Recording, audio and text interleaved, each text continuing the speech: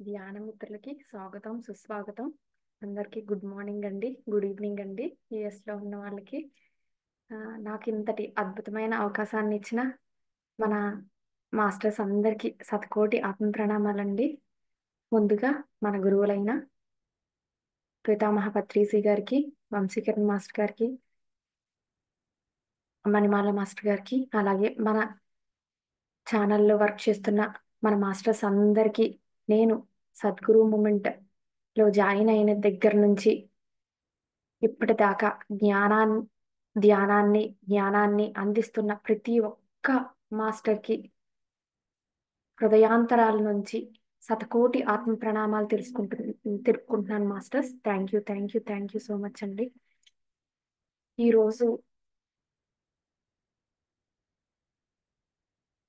మనం అంగీకార తత్వం కోసం మాట్లాడుకుందాం మాస్టర్స్. నేను ఇప్పటిదాకా మన మాస్టర్స్ నుంచి, నేను చదివిన బుక్స్ నుంచి, నా జీవితంలో జరిగే కొన్ని సంఘటనల నుంచి నేను నేర్చుకున్న అంగీకార తత్వాన్ని నేను ఆ, పంచుకుందాం అనుకుంటున్నానండి. అందరికీ తెలిసినవైనా ఒకసారి మళ్ళీ మనం మననం చేసుకుందాం. అయితే నేను గమనించింది ఏంటంటే, అంగీకారం తత్వం వస్తే మిగిలిన ఆ సద్గుణాలన్నీ దాంట్లో కలిసిపోతాయి అనిపించింది మాస్టర్స్. శరణాగతి, ఆ అంగీకార తత్వానికి ముందుగా మనం శరణాగతిలో ఉండడం అనేది చాలా ముఖ్యమైన విషయం. శరణాగతిలో ఉండగలిగితే అంగీకార తత్వం ఆటోమేటిక్గా వచ్చేస్తుందండి.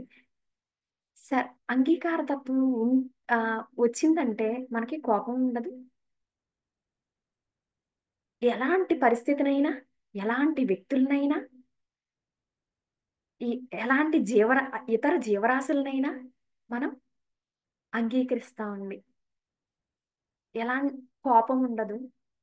ఆ ఉపేక్ష అంటే మనం ఎలాంటి పరిస్థితినైనా వెయిట్ చేస్తాము, క్షమించగలుగుతాము అందరినీ. ఈ అన్ని తత్వాలు కూడా అంగీకార తత్వంతో వచ్చేస్తాయి మాస్టర్స్ అని నా అభిప్రాయం.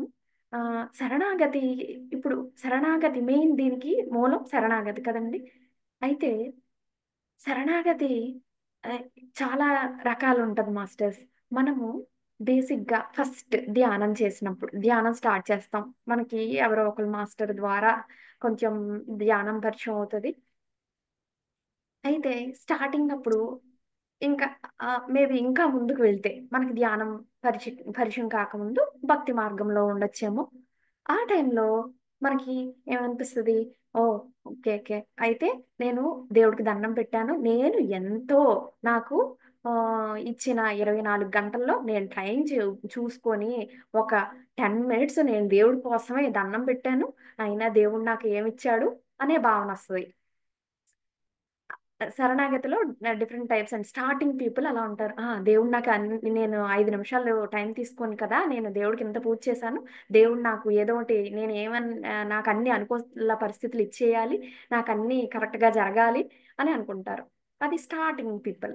తర్వాత నెక్స్ట్ వచ్చే శరణాగతి ఎలా ఉంటదంటే, అప్పుడు అలా ఉండే వాళ్ళు ఎలా ఉంటారంటే, ఓకే, ఆ చిన్న చిన్న ఇప్పుడు చిన్న జ్వరం వచ్చినా, లేకపోతే చిన్న ట్రైన్ లేట్ అయినా, లేకపోతే చిన్న ఇంకా ఏమైనా చిన్నది, పిల్లలు ఏమైనా స్కూల్లో సరిగ్గా చదవకపోయినా ఇలాంటి వాటికి అంగీకరిస్తారు. యా పోన్లే, ఏం జరిగినా మన మంచికే అనుకోని. అలా కాకుండా జీవితంలో పెద్ద విషయాలు అంటే మనకి ఆ ఒక అనారోగ్యం రావటమో, మన ఇంట్లో వాళ్ళకి ఏమైనా అనారోగ్యం రావటమో, మనకు బాగా దగ్గర ఆత్మీయులు ఎవరికైనా ఏమైనా ఇబ్బంది కలగటమో, లేకపోతే వారి శరీరాన్ని వదలటమో, ఇలాంటివి ఏమైనా జరిగాయంటే, భగవంతుడా, నేను ఎంతో నేను ఎలాంటి పరిస్థితినైనా అంగీకరించాను కాబట్టి నా కష్టం అంటే మీ కష్టమే, నాకు ఏమైనా వచ్చింది అంటే అది మీ కష్టంగా తీసుకొని నాకు ఈ పరిస్థితి నుంచి ఎలాగైనా మీరు పడేయాల్సిందే అని ఉంటాం అనమాట. ఇంకొక ఇంకొక రకం శరణాగతి ఎలా అంటే, ఇది ఫైనల్ శరణాగతి అండి. ఈ స్టేజ్కి మనం వచ్చాము అంటే అన్నీ అంగీకరించినట్లే. అయితే మనం నమ్ముకునే గురువు గాని, మనం నమ్ముకునే దేవుడు గాని, వారిని దాటి మనకి ఏ కష్టము రాదు. మనకు కష్టం వచ్చింది అంటే ఖచ్చితంగా దానిలోంచి మనం ఏదో ఒకటి నేర్చుకోవాల్సిందే అని అంగీకార తత్వం రావటం. ఎలాంటి పెద్ద పరిస్థితి వచ్చినా, అనారోగ్యమే వచ్చినా, మన జీవితంలో వ్యక్తులు వెళ్ళిపోయినా, ఓహ్! అంటే మన గురువును దాటే ఇలాంటి సమస్య మనకి వచ్చింది అంటే, మనం ఖచ్చితంగా దీనిలో నుంచి నేర్చుకోవాల్సిన జ్ఞానం ఏదో ఉంది. అది మనం నేర్చుకోవాలి అనే ఎరుకతో ఉండటమే అసలైన శరణాగతి, అసలైన అంగీకార తత్వం మాస్టర్స్. అయితే దీనికి నేను చదివిన కొన్ని పుస్తకాల్లో ఎగ్జాంపుల్స్ ద్వారా నేను కొన్ని చెప్పాలనుకుంటున్నాను మాస్టర్స్. అయితే నేను ఈ మధ్య కాలంలో ఆహ్, శ్రీపాద చర్ హ్మ్. శ్రీపాదుల యొక్క దివ్య చరితామృతం చదవడం జరిగింది. అందులో రచయిత గారు శంకర భట్ గారండి. వారు కన్నడ బ్రాహ్మణులు. వారు మనలాగే సామాన్యమైన ఆహ్, సామాన్య జీవనం గడుపుతున్న మనిషి. అయితే వారికి హ్మ్. చూడండి అంటే ఇది మన ధ్యాన మార్గంలో కూడా మనం స్టార్టింగ్ ధ్యానం పరిచయం అయిన దగ్గర నుంచి ఒక్కొక్క మెట్టు ఎలా దాటుకొని రావాలో నేను ఆహ్, ఆల్రెడీ మన మాస్టర్స్ క్లాసులు వినడం ద్వారా ఈ ధ్యాన మార్గంలో కొంచెం కొంచెంగా మనం ఒకదాని తర్వాత ఒక పరిస్థితులు ఎలా వస్తూ ఉంటాయో నేను ఇది నేర్చుకున్నాక ఆ బుక్ చదవటం వల్ల నాకు ఇంకా చాలా ఈజీగా అర్థమైంది మాస్టర్స్. ప్రతీది కూడా ఓహ్! మన ధ్యాన మార్గంలో ఎలా ఉంది, అక్కడ ఎలా ఉంది. నేను కంపేర్ చేసుకుంటూ ఉన్నాను. నాకు అద్భుతంగా అనిపించింది. ఆయనకి ఒక సందేశం వస్తది. ఆయన కురుపురంలో శ్రీపాద వల్లభులు ఉంటారండి. అక్కడికి వారిది కర్ణాటక. కానీ వారికి అక్కడ ఉడిపి గుడికెళ్ళేసరికి అక్కడి నుంచి సందేశం వస్తది. నువ్వు ఆహ్, వేరే మన వివేకానంద స్టాచ్యూ ఉంటది కదండీ! హ్మ్. కిందకి మొత్తానికి తమిళనాడు తమిళనాడు కాదు అదేంటి కిందకి మొత్తానికి మన స్టేట్‌లో కింద వరకు వెళ్తే కన్యాకుమారి దగ్గర అమ్మవారి గుడికెళ్ళమని సందేశం వస్తది. అమ్మవారే వారికి సందేశం ఇస్తారు. శ్రీపాద వల్లభులని మీరు కలాలి అని. కానీ శ్రీపాద వల్లభులు ఆయనకి అంతవరకు తెలీదు. అప్పుడంతా కాలినడకన వెళ్ళటం కదా మాస్టర్స్. అయితే ఆయన ఆయనకి ఉన్న నేను బ్రాహ్మణుడు అనే తత్వం తీసేస్తారు ఫస్ట్. అలా అక్కడ తీయడానికి ఏం చేస్తారనుకున్నారు? అక్కడ ఒక రజకు రజకుడు ఒకాయనుంటారు. అంటే నేను బ్రాహ్మణుడని ఇతర వాళ్ళందరూ కొంచెం తక్కువ అనే ఫీలింగ్ ఉంటదాయనకి.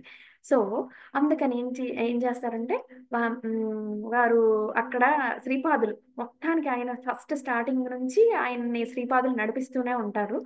అయి అలాగే మన గురువులు కూడా మనల్ని నడిపిస్తూనే ఉంటారు మాస్టర్స్. మనం ధ్యానం స్టార్ట్ చేసిన దగ్గర నుంచి మనం ఎరుకతో ఉండి గమనించాలా గాని ప్రతి అడుగు మనల్ని గమనిస్తూ, మనల్ని చేయి పట్టుకొని తీసుకెళ్తా ఉంటారు. అయితే వారికి అది పోగొట్టడానికి ఒక రసికుడు ఒకాయన చాలా జ్ఞానవంతుడు. కాణిపాకం చేరేసరికి ఆయన కనిపిస్తారనమాట. అక్కడ కాణిపాకం గుడి దగ్గర ఆయనకి కొన్ని ఆహ్, కుక్కలు కనబడతాయన్నమాట.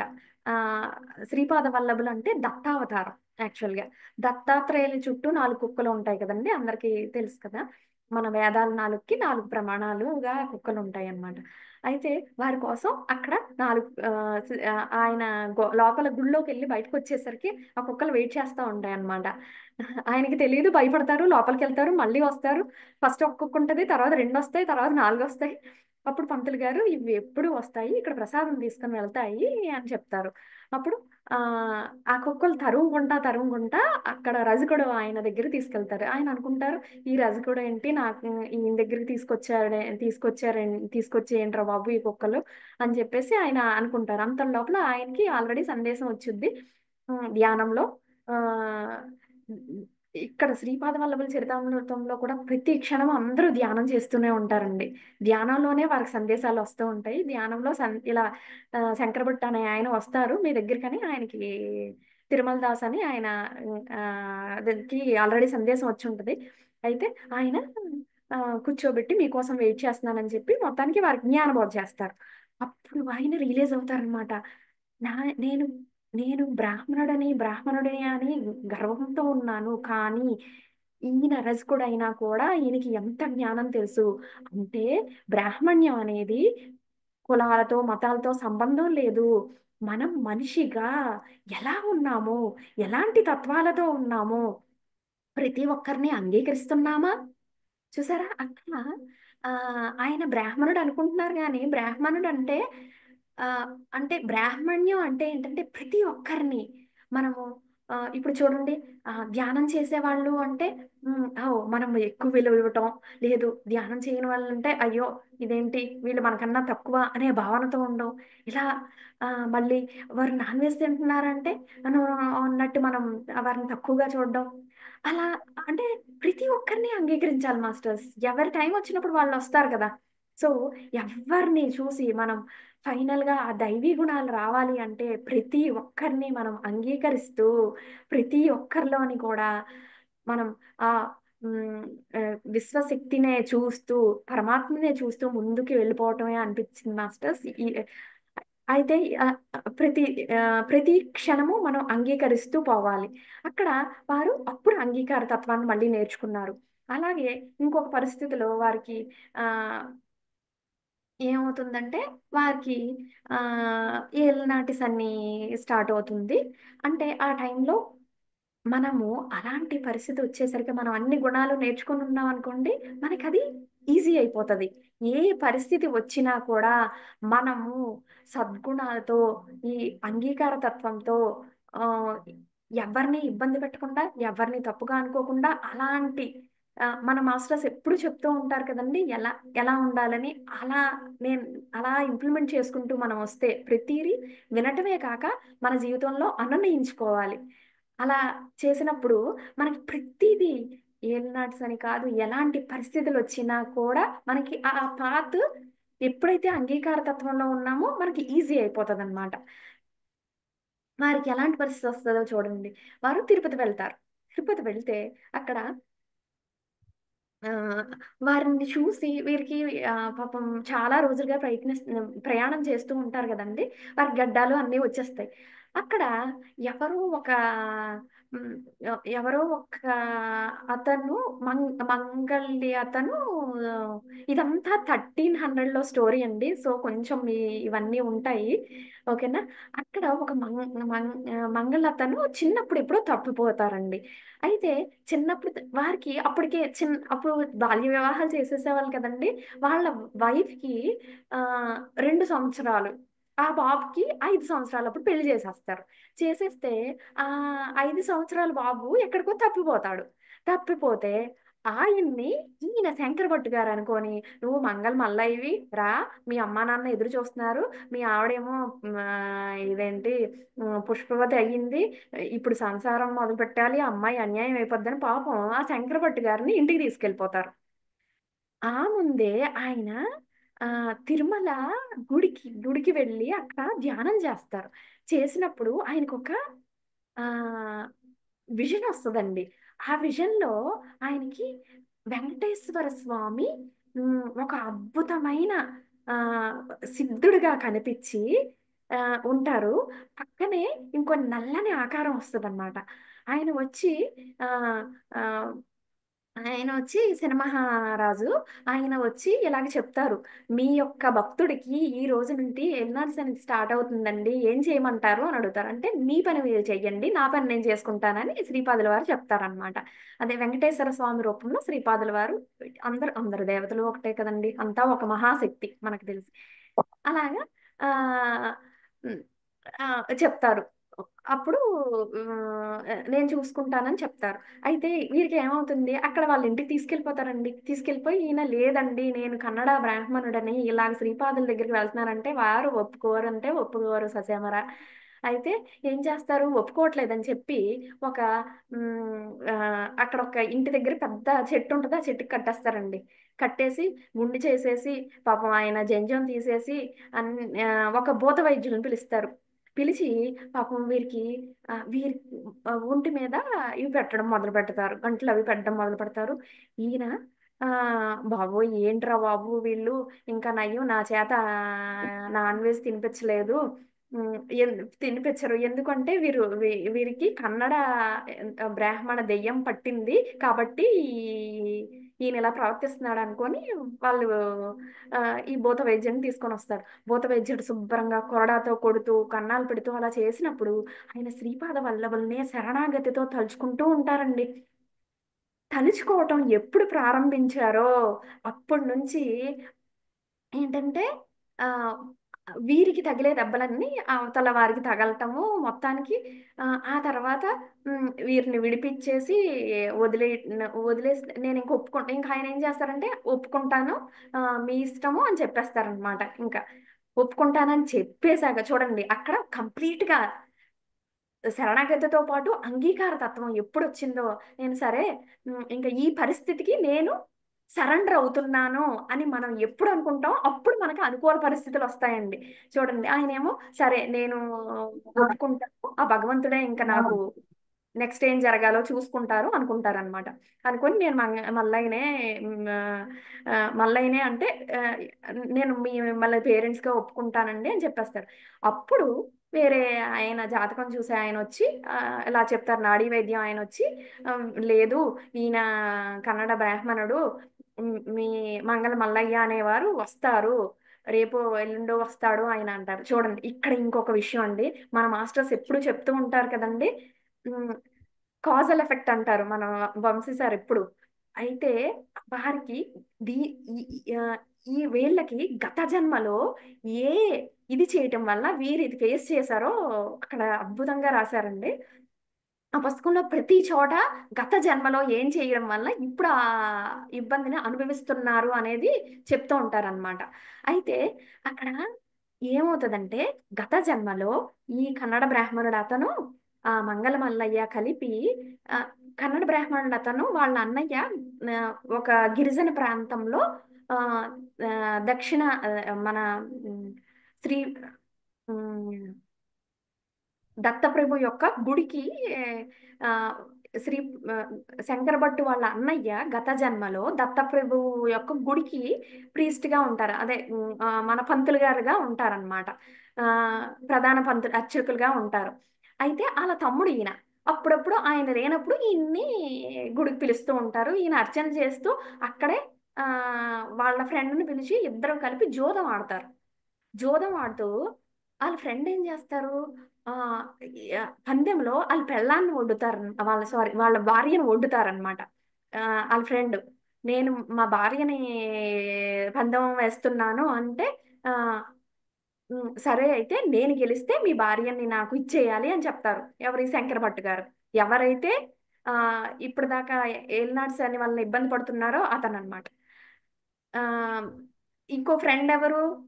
మంగళ అతను ఎవరైతే తప్పిపోయారో ఆయన. అయితే ఏమవుతుంది? ఆహ్, అక్కడ అలా ఒడ్డితే మొత్తానికి ఈ శంకర భట్ గారు గెలిచేస్తారు. వాళ్ళ భార్యేమో గోల పడతారు. ఇదేంటండి జూదంలో నన్నేస్తారు ఇలాగా అని అక్కడ పెద్దల దగ్గరికి తీసుకెళ్ళడం వీళ్ళిద్దరిని ఊరు నుంచి బహిష్కరించడం జరుగుద్ది. కానీ నెక్స్ట్ జన్మలో ఏమవుతుందనుకున్నారు? నెక్స్ట్ జన్మలో ఎవరైతే భార్యాభర్తలిద్దరున్నారో ఆళ్ళిద్దరూ ఆ మంగలి భార్యాభర్తలిద్దరనమాట. ఇక్కడ ఎవరైతే పంతులు గారి తమ్ముడున్నారో శంకర భట్ గారు, వారు ఇక్కడ శంకర భట్ గారు. అయితే అందువలన నెక్స్ట్ జన్మలో ఎలా పుట్టారు? వాళ్ళిద్దరూ భార్యాభర్తలుగా పుట్టారు. అండ్ ఈయన తెలియకుండా అక్కడికి ఆ గ్రామానికి రప్పించి, ఆయనెవరో తెలీదు, ఈళ్ళెవరో తెలీదు. ఆ గ్రామానికి రప్పించి, ఈయన ఆవిడకి ఆహ్, ఆవిడకి భర్త కాకపోయినా కూడా భర్త అని చెప్పి, ఆయనేమో నాకు పెళ్లి కూడా అవ్వలేదని చెప్పినా కూడా అక్కడ వినలేదు ఎవ్వరు. ఆయనకి ఆ కర్మ అక్కడ తీరాలి. కాబట్టి అది తీరిపోయిన వెంటనే అప్పుడు ఎవరైతే మల్లయ్య ఉన్నారో ఆయన అక్కడికొచ్చేస్తారు. ఆళ్ళ భార్యతో సుఖంగా ఉంటారనమాట. సో, ప్రతి దానికి గత జన్మ యొక్క సంబంధం ఉంటుంది. అప్పుడు చేసిన కర్మలు మనం ఇప్పుడు అనుభవించాల్సిందే. ఆయన అక్కడ అనుభవించారు కదండీ! కొంతవరకైనా. ఒక 20% అయినా అనుభవించాలని మన సార్ చెప్తూ ఉంటారు కదా! అది మనం అనుభవిస్తాం. కానీ ఇంకా మనకి వెసులుబాటు ఏమిచ్చారంటే అండి మనము ఆహ్, మనం పరివర్తనతో ఉంటూ, మనం సేవా మార్గంలో ఉంటూ, అనుభవించాల్సింది ఇంకొంచెం తగ్గించుకోవచ్చు అనేది మన మాస్టర్స్ మనకి నిరూపిస్తూనే ఉన్నారు. ఇంకొకటండి, ఫకీర్ అనే బుక్ ఒకటి ఉండింది. బాబా గారు అది చెప్పారు. బాబా గారి ఛానలింగ్ ద్వారా రాసిన బుక్ అండి. అందులో మన మాస్టర్స్ అందరూ చాలా మంది మనం కౌన్సిలింగ్ అది చేస్తా ఉంటాం కదండీ! కౌన్సిలింగ్ చేస్తూ ఉన్నప్పుడు మనం చాలా మందికి భరోసా ఇవ్వటం జరుగుతుంది. అమ్మ పోన్లే, ఎవరైనా వ్యక్తి వెళ్ళిపోయారు జీవితంలో అంటే, అమ్మ పోన్లే అమ్మ, హ్మ్, ఏ అదంతా మనం చేసుకున్న ఇవి ప్రతీదీ కూడా కారణాకార్య సంబంధం ఉంటది. మనం అంగీకరించాలని చెప్తాం కదండీ! మనం ఏం మాట్లాడుతున్నామో అవన్నీ విశ్వం వింటా ఉంటదంటండి. మనందరికీ ఇవి తెలిసినవే, మరొకసారి గుర్తు చేసుకుంటున్నాం అంతే అండి. అయితే విశ్వం వింటా ఉంటది. ఓహ్! ఇలా చెప్పావే. ఆహ్, ఏంటి, ఎవరైనా వ్యక్తులు చనిపోయినా అంగీకరించాలా? సరే, సరే వింటున్నాను అనుకుంటదనమాట విశ్వం. అయితే ఆహ్, వారికేమవుతుంది, వాళ్ళ హ్మ్, ఆయనకి ఆయన ఇలా కౌన్సెలింగ్స్ ఇస్తా ఉంటారు అందరికి. ఇచ్చి ఎవరైనా ఇబ్బందిలో ఉన్న వాళ్ళని బయటికి తీసుకొస్తా ఉంటారు.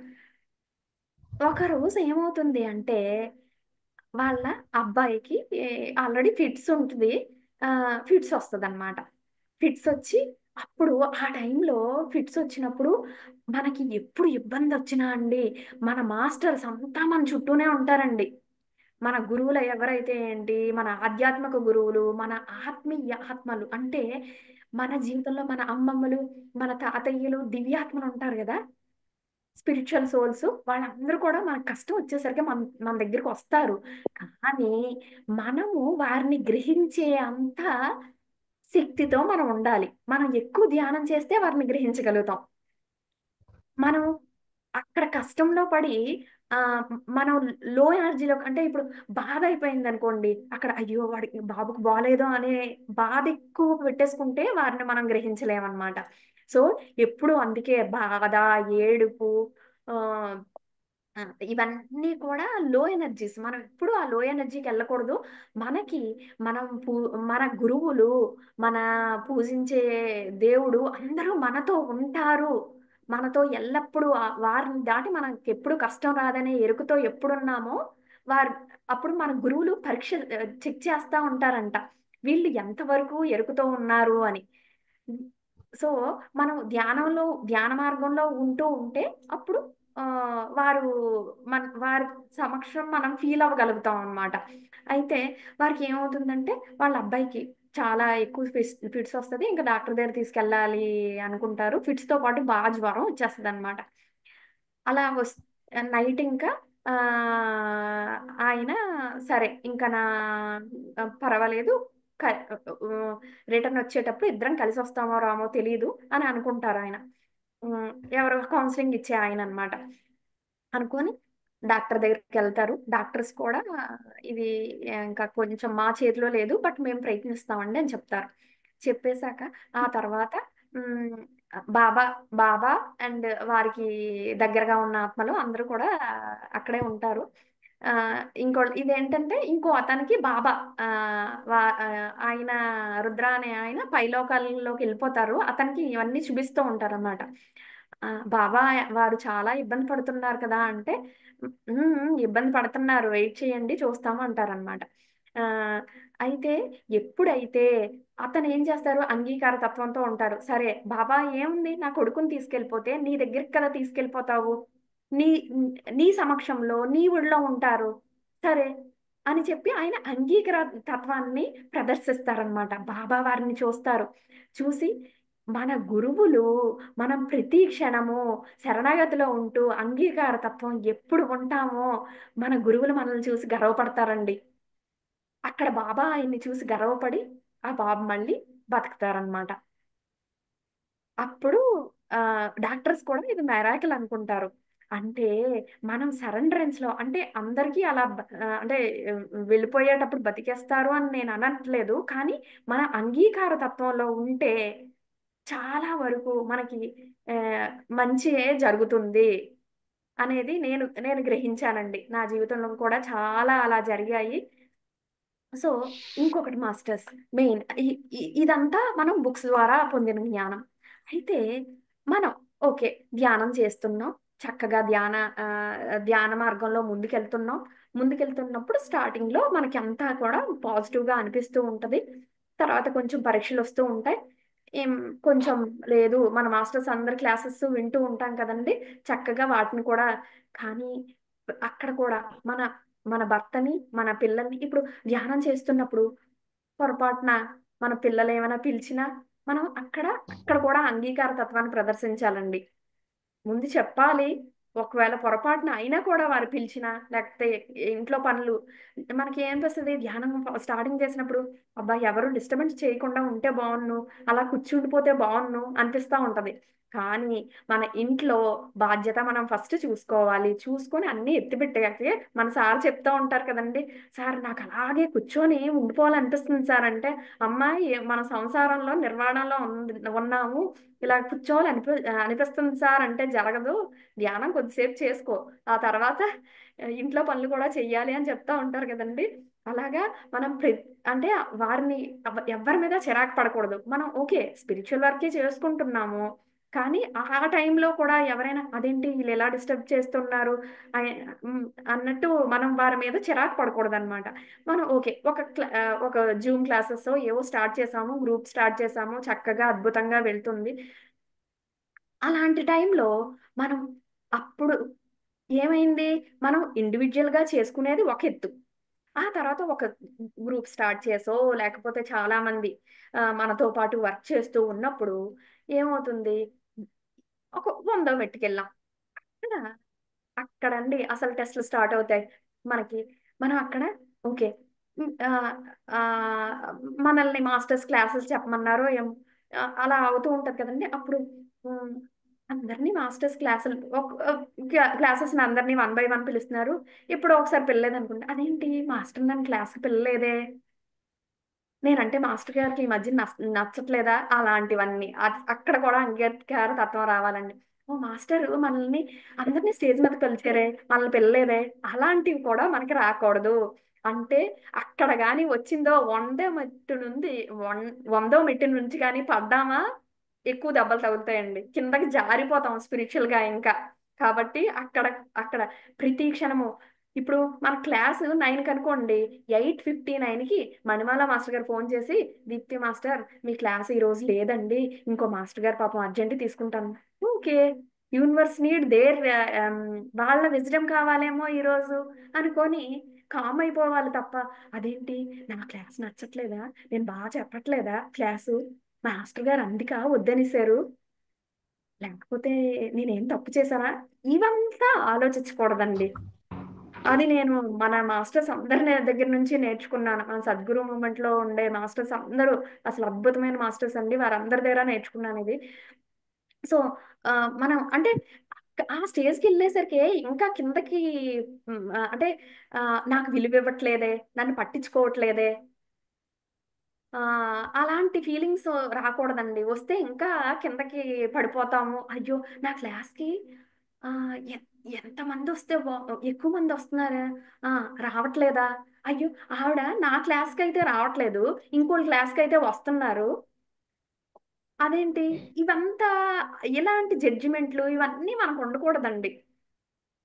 అంటే నేననేది ఇండివిడ్యుయల్‌గా ధ్యానం చేయటం ఒక ఎత్తయితే, ఆ తర్వాత మనం ఒక విధంగా అంటే ధ్యానం చెప్పే వ్యక్తులుగానో, క్లాసెస్ చెప్పే వ్యక్తులుగా మారాక ఇంకా జాగ్రత్తగా, ఇంకా ఎరుకతో, ఇంకా అంగీకార తత్వంతో ఉండాలి అనేది నా భావన మాస్టర్స్.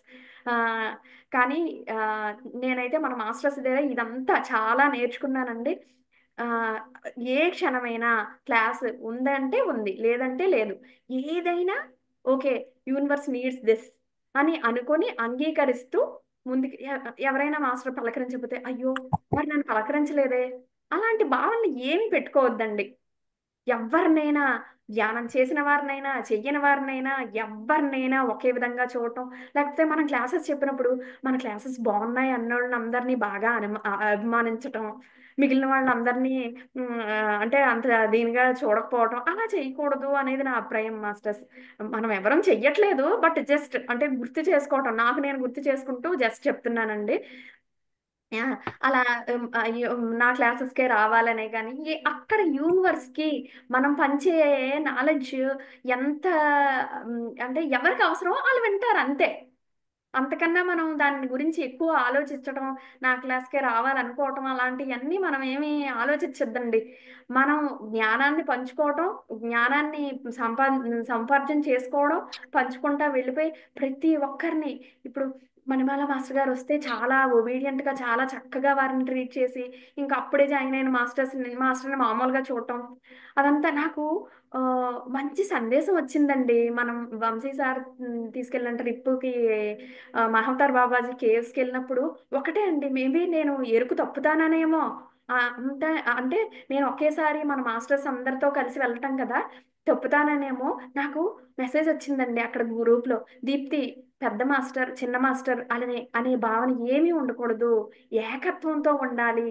అందరిని ఒకే విధంగా ట్రీట్ చేయడం నేర్చుకోవాలి మనం అంటే ఆ విధంగా నాకొక మెసేజొచ్చిందనమాట. అందరూ ఒకటే.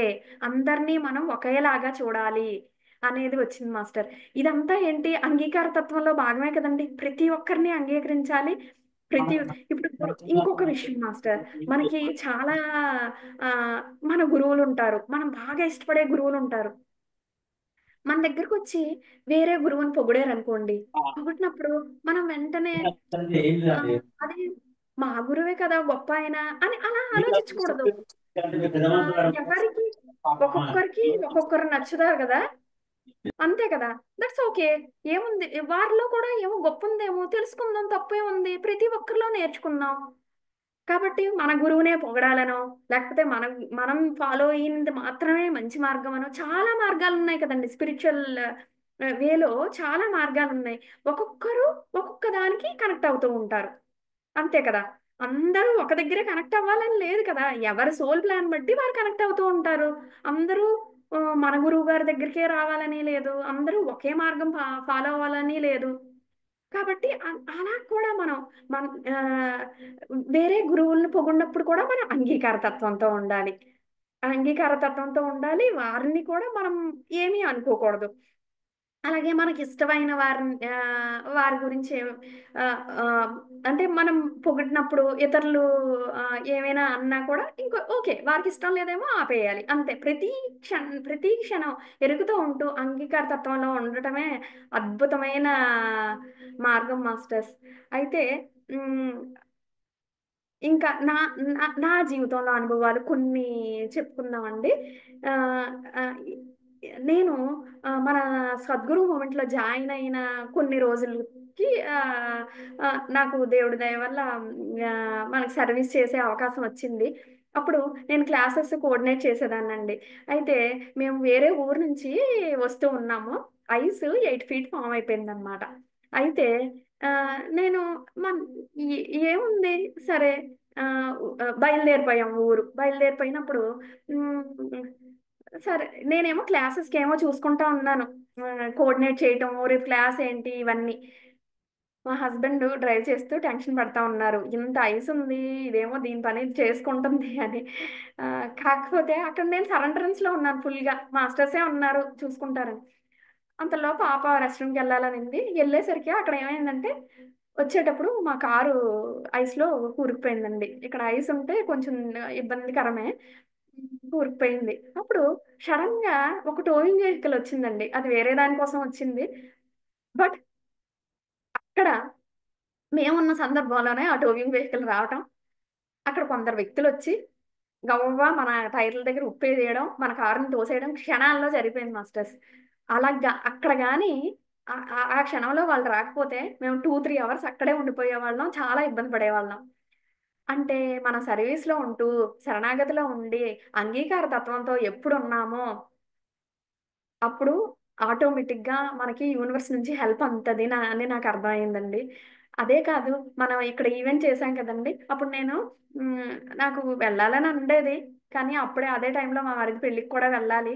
ఆహ్, అప్పుడు మేము వేరే ప్లేస్‌లో ఉండేవాళ్ళం. అక్కడికి డాలస్‌లో ఈవెంట్ ఉంది. ఇప్పుడు ప్రస్తుతానికి నేను జాబ్ ఏం చేయట్లేదు. మా హస్బెండ్‌ని అడగాలి. ఖచ్చితంగా మా ప్లేస్ కుండా ఇంకో ప్లేస్‌కి మేము ముగ్గురం వెళ్లి అక్కడి నుంచి టికెట్ బై చేయాలంటే కొంచెం డబ్బులు ఎక్కువవుతాయి. నేనేం అడగలేదు మాస్టర్స్. ఆహ్, నేను సరెండరెన్స్‌లో ఉన్నాను. మాస్టర్స్ మీదేదయ్యా. మీరేం జేస్తే అది అని. ఉండేసరికి మా హస్బెండే అన్నారండి. "నీకు ఈవెంట్ ఉంది కదా దీప్తి, మనం అక్కడికెళ్ళి డాలస్ ఎళ్లి అక్కడి నుంచి నీకు ఫ్లైట్ బుక్ చేస్తాను." దీంతో పాటు ఇంకో పరీక్ష ఏంటంటే, ఆ తర్వాత 'మహావతార్ బాబాజీ కేవ్స్' ఉందని చెప్పి మన లావణ్య బెంగుళూరు లావణ్య మాస్టర్ గారు చెప్పారు నాకు. చెప్తే కరెక్ట్‌గా మాస్టర్ గారు నేను స్పీకర్‌లో పెట్టి మాట్లాడుతున్నాను. మాస్టర్ గారు చెప్తున్న టైంలో మా హస్బెండ్ లోపలికొచ్చారు. "నువ్వు ఎలాగో ఇండియా ఎళ్తున్నావు కదా! కేవ్స్‌కెళ్ళని" చెప్పారు. నేను అడగలేదు. బట్ నాకు అనుకోకుండానే అవకాశం వచ్చింది. ఆహా! తర్వాత రిటర్న్ టికెట్టు అప్పటికి మార్చాలి. నేను అది కూడా అడగలేదు. మా హస్బెండే రిటర్న్ టికెట్ ముందే బుక్ చేసేసాం. మార్చాలంటే కాస్ట్ కొంచెం ఎక్కువవుతుంది. అప్పటికి నేను అడగలే. అడగకుండానే ఆయనే నేను మారుస్తానని మార్చేశారు. అంటే మొత్తం ట్రిప్‌లో ఖచ్చితంగా కొంచెం చాలానే ఎక్కువే అనింది. అయినా కూడా ఆయన అంటే మనం ఓకే. ఏం జరిగినా I am into the acceptance mode. లేదు నాకిదే కావాలి, ఇదే కావాలని మనం అనుకోవసరం లేదు. యాక్సెప్టెన్స్‌లో ఉంటే ఆటోమేటిక్‌గా మాస్టర్స్ మనకేం కావాలో అవన్నీ చేసుకొని తీసుకెళ్ళిపోతారని నాకు దీని నుంచి అర్థమైంది మాస్టర్స్. నిజంగా అంగీకార తత్వంలో మన జీవితంలో ప్రతి క్షణం కానీ అంగీకార తత్వంతో ఉండడానికి ప్రతి క్షణము మనము శరణాగతిలో ఉంటూ ఎరుకతో మాత్రం మనము ఉండాలి మాస్టర్స్.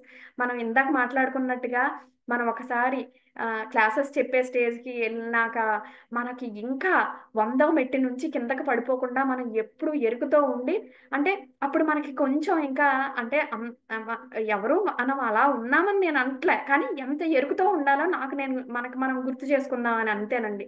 అక్కడికెళ్ళినప్పుడు అమ్మో! నాకు గౌరవం ఇవ్వలేదే, నేను ఇంత పెద్ద మాస్టర్‌నే అలాంటి ఫీలింగ్ మనకి ఎప్పుడూ రాకూడదనేది నా భావన మాస్టర్. ఎందుకంటే ఎప్పుడైతే యాక్సెప్టెన్స్‌లో లేమో మనం చూడండి క్లాసెస్ చెప్తున్నప్పుడు స్టేజ్ మీదకి పిలాలనో, లేకపోతే అయ్యో! మన పేరు చెప్పలేదనో, ఇవన్నీ అసలు మనం రిజల్ట్ ఎక్స్‌పెక్ట్ చేయొద్దండి. చేయకుండా ఓకే. మన పని మనం చేసుకొని ఎళ్ళిపోవడం. అబ్బా! యూనివర్స్ చూడండి మనకి అసలు ఈ ఇలాగా సర్వీస్ చేసే అవకాశం ఎన్ మనకి లభిచ్చింది అంటే, మనం మనల్ని చూజ్ చేసుకున్నట్టే కదండీ! సో, దానికి మనం ఆనందిస్తూ వెళ్ళిపోవటమే గాని, ఇంకా అంటే మనం ఈ బాహ్య ప్రపంచానికి వచ్చేయకుండా, అద్భుతంగా ఎప్పుడూ కూడా శరణాగతిలో ఉంటూ, ముందుకి వెళ్ళిపోవాలని నేను కోరుకుంటున్నాను masters. Thank you so much master. నాకు ఇంత అద్భుతమైన అవకాశాన్నిచ్చినందుకు మణిమాల మాస్టర్ గారికి, వంశీకరణ్ మాస్టర్ గారికి, అందరికీ కృతజ్ఞతలండి. థాంక్ యూ అండి.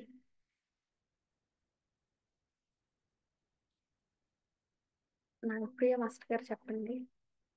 నమస్తే అండి. అన్‌మ్యూట్ అయిందండి? దీప్తి మాస్టర్, రాజేశ్వర మాస్టర్ మాట్లాడండి. నేను మళ్ళీ ఆ! మాట్లాడతాను. నమస్తే మాస్టర్. హ్మ్. చాలా చక్కగా అసలు నేను సడెన్‌గా ఆ క్లాస్ అయిపోయిన తర్వాత వేరే క్లాస్ ఉంది కదా! క్లాస్‌లో చూస్తే మీ పేరుంది. ఇంకా వెంటనే జాయిన్ అయ్యాను. ఆహ్, చాలా అద్భుతం అనిపించింది. కరెక్ట్‌గా ఎవరికి ఏ పాయింట్ అందాలో ఆ పాయింట్ అందేటప్పుడే అన్నట్లు అసలు చాలా బావుంది. అంగీకార తత్వం ఉంటే అన్నీ మారిపోతాయి నిజంగా.